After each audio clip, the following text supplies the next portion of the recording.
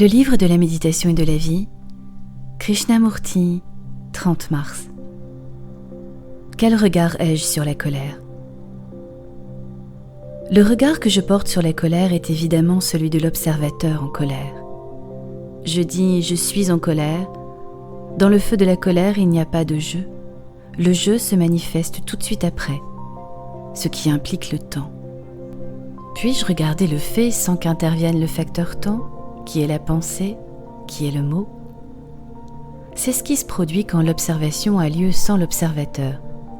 Voyez où cela m'a mené.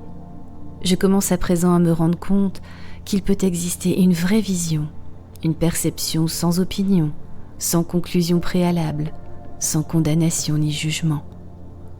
Donc, je saisis qu'il est possible de voir sans qu'intervienne la pensée, c'est-à-dire le mot.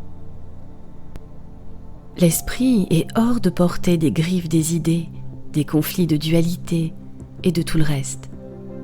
Puis-je alors considérer la peur autrement que comme un fait isolé ?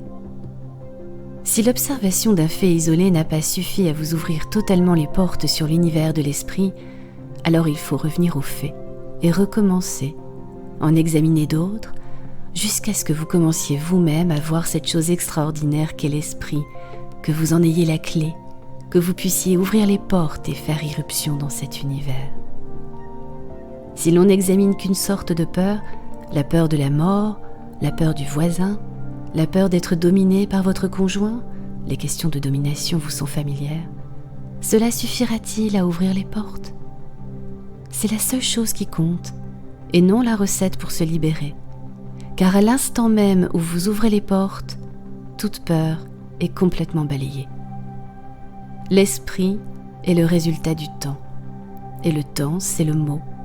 C'est tellement extraordinaire quand on y songe. Le temps, c'est la pensée qui engendre la peur de la mort.